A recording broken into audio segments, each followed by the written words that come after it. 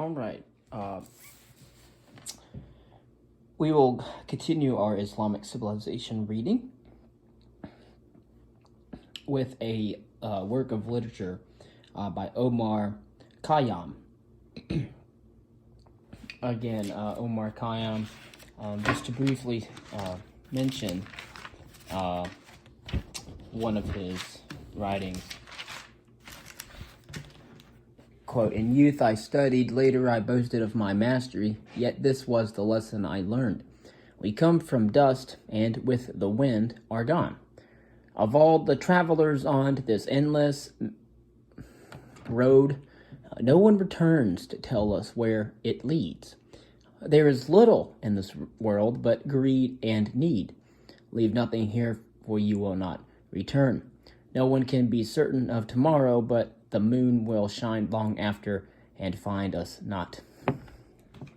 And again, he also wrote another poem that is very simple. Key themes are the impermanence of life, the impossibility of knowing God, and the disbelief in an afterlife. Ironically, recent translations of the work appeal to modern attitudes of skepticism and minimalist simplicity that make him even more popular in the West. And of course, like Omar Khayyam's verse, the Arabian Nights was loosely translated into European languages and adapted to Western tastes. A composite of folk tales, fables, and romances of Indian and indigenous origin, the stories interweave the natural with the supernatural. The earliest stories were told orally and were later transcribed, with many later additions in Arabic and Persian versions. The famous story of Aladdin and the Magic Lamp, for example, was an 18th century edition. Nevertheless, the Arabian Nights was entertained, and it has entertained readers for centuries, allowing them to enter a land of wish fulfillment through extraordinary plots, sensuality, comic and tragic situations, and a cast of unforgettable characters. Sa'di, from 1210 to 1292 in the 13th century, considered the Persian Shakespeare, remains and he today remains to be the favorite author in Iran. As the Persian Shakespeare, Sa'di's Rose Garden is a collection of entertaining stories written in a prose sprinkled with verse. He is also renowned for his sonnet-like love poems, which set a model for generations to come. Sa'di was a master of the pithy maxim. Quote, "A cat is a lion in catching mice, but a mouse in combat with a tiger. He has found eternal happiness who lived a good life, because after his end good repute will keep his name alive. When thou fightest with anyone, consider whether thou wilt have to flee from him or he from thee." Such maxims are typical of the Middle East, where the proverb, the one-line witty observation on the vagaries of life, has long been popular. Proverbs are not only a distinctive feature of Middle Eastern verse, especially that of Persian, but are also a part of daily life. A scholar recently recovered more than 4,000 in one Lebanese village. The following are some typical examples, such as, "The world has not promised anything to anybody." That is Moroccan. Persian would be "Trust in God, but tie up your camel." That would be Persian. And "Lower your voice and strengthen your argument." That would be Lebanese. And there are some others too. "What is brought up by the wind will be carried away by the wind." And, of course, some Arabic and Persian literature reflected the deep spiritual and, of course, ethical concerns of the Quran. Many writers, however, carried Islamic thought in novel directions. The 13th century poet Rumi, for example, embraced Sufism, or a form of religious belief that called for a mystical relationship between Allah and human beings. The term Sufism stems from the Arabic word for wool, referring to the rough wool garments that its adherents wore. Converted to Sufism by a wandering dervish, or dervishes from the word for poor in Persian, sought to achieve a mystical union with Allah through dancing and chanting in an ecstatic trance. Rumi abandoned Orthodox Islam to embrace God directly through ecstatic love. Realizing that love transcends intellect, he sought to reach God through a trance attained by the whirling dance of the dervish set to memorizing music. As he twirled, the poet extemporized some of the most passionate lyrical verse ever conceived. His faith and art remain an important force in Islamic society today. The Islamic world also made a major contribution to historical writing, another discipline that was stimulated by the introduction of paper manufacture. The first great Islamic historian was al-Masudi, born in Baghdad in 896. He wrote about both the Muslim and non-Muslim world, traveling widely in the process. His Meadows of Gold is the source of much of our knowledge concerning the golden age of the Abbasid Caliphate. Translations of his work reveal a wide-ranging mind and a keen intellect, combined with a human touch that practitioners of the art in our century might find reason to emulate. Equaling al-Masundi in talent and reputation was the 14th century historian Ibn Khaldun. Combining scholarship with government service, Ibn Khaldun was one of the first historians to attempt a philosophy of history. Concerning Islamic art and architecture, the art of Islam is a blend of Arab, Turkish, and Persian traditions. Although local influences can be discerned in Egypt, Anatolia, Spain, and other areas, and the Mongols introduced an East Asian accent in the 13th century. For a long time, Islamic art remained remarkably coherent over a wide area. First and foremost, the Arabs, with their new religion and their writing system, served as a unifying force for the region.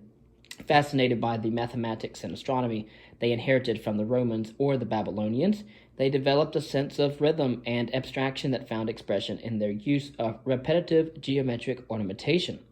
The Turks brought abstraction in figurative and non-figurative designs, and the Persians added their lyrical poetic mysticism. Much Islamic painting, for example, consists of illustrations of Persian texts.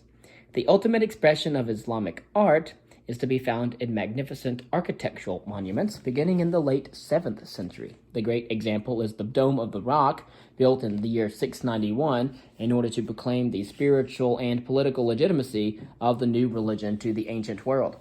Set in the Sacred Heart of Jerusalem on Muhammad's holy rock and touching both the western wall of the Jews and the city's oldest Christian church, the Dome of the Rock remains one of the most revered Islamic monuments.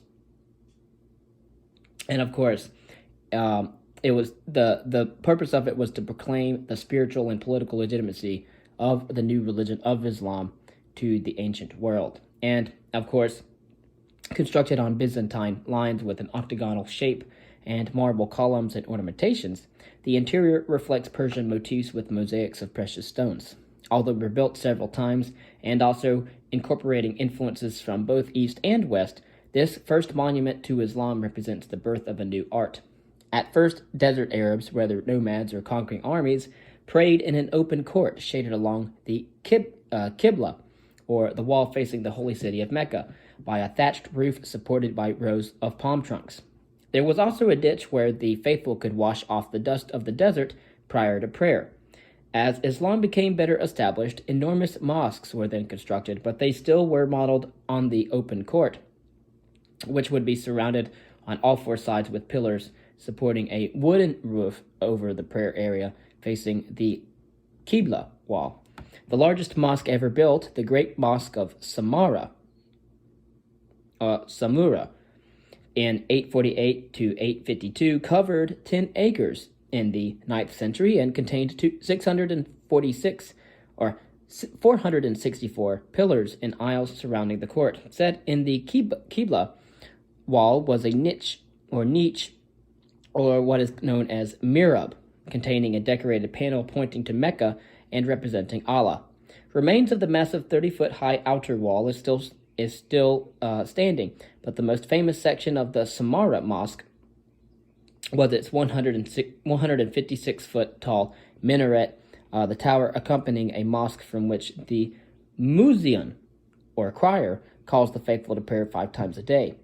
No discussion of mosques would be complete without mentioning the famous 9th century mosque at Cordoba in southern Spain, which is still in remarkable condition to this day.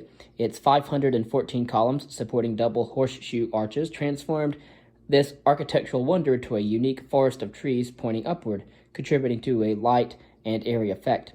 The unparalleled sumptuous and elegance make the Cordoba Mosque one of the wonders of world art, let alone Islamic art in particular. Since the Muslim religion combines spiritual and political power in one, palaces also reflected the glory of Islam. Beginning in the 8th century with the spectacular castles of Syria, the rulers constructed large brick domicles, reminiscent on Roman design, with protective walls, gates, and baths. With a central courtyard surrounded by two-story arcades and massive gate towers, they resembled fortresses as much as palaces. Characteristic of such desert palaces was the gallery over the entrance gate, with holes through which boiling oil could be poured down on the heads of attacking forces.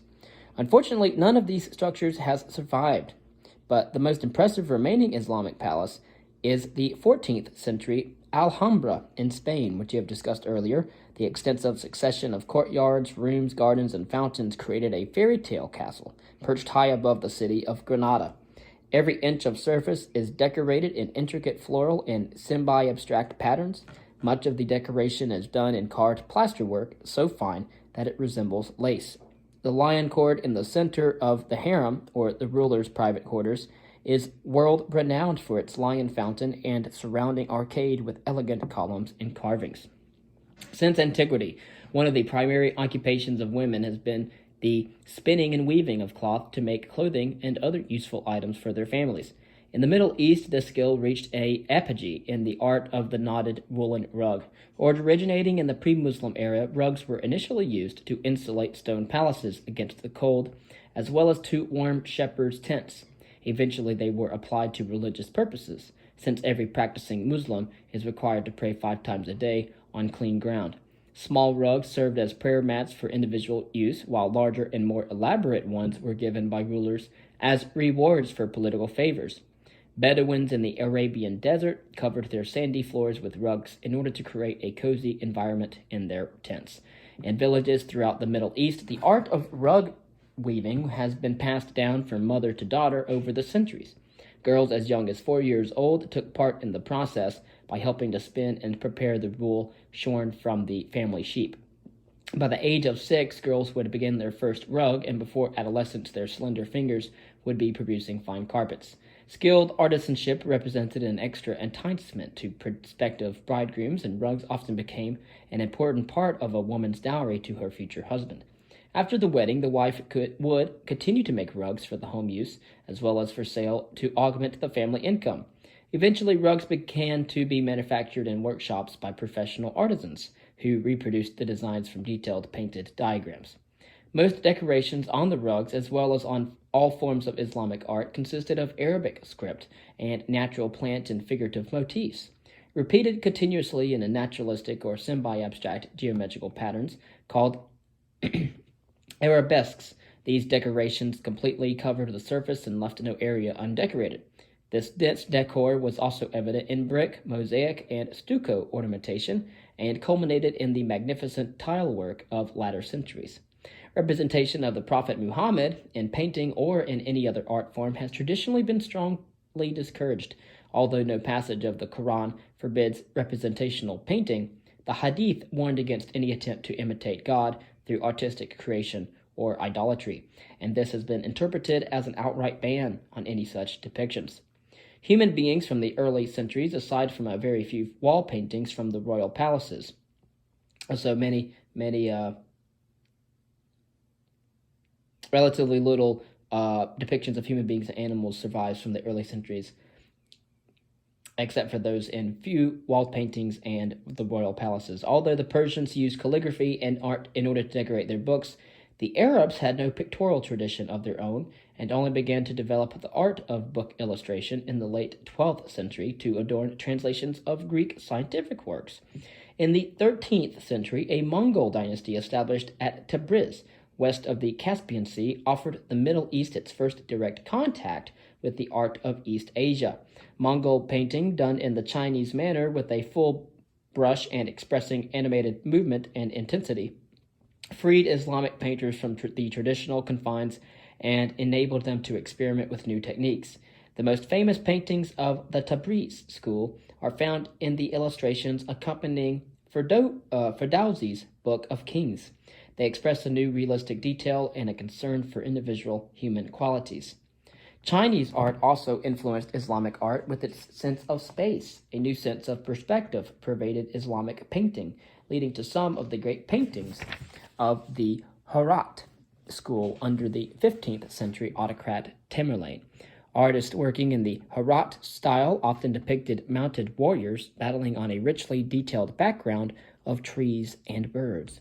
These paintings served as the classical models for latter Islamic painting, which culminated in the glorious artistic tradition of 16th century Iran, Turkey, and India. And so the chronology, we have the first millennia of Islam. You have the life of Muhammad in the sixth and seventh century. Then you have the fall of Cairo, the conquest of Mecca in 630, the fall of Cairo in 640. In 650, the defeat of the Persians. Around the year 710, we have Muslim entry into Spain. The Abbasid Caliphate exists from 750 to 1258, so about the middle of the 8th century to the middle of the 13th century. So 500 years, the Abbasid Caliphate reigned. At 762, you have the construction of the city of Baghdad. From 786 to 809, the reign of Harun al-Rashid. From 929 to 1031, the Umayyad Caliphate in Spain rules. And then from the year 973, we have the founding of the Fatimid dynasty in Egypt. In 1055, the capture of Baghdad by the Seljuk Turks. In 1071, the seizure of Anatolia by the Seljuk Turks. In 1096, the First Crusade. In 1169, we have Saladin destroys Fatimid kingdom. In 1258, the Mongols seize Baghdad. And then finally in 1453, the Ottoman Turks capture the city of Constantinople.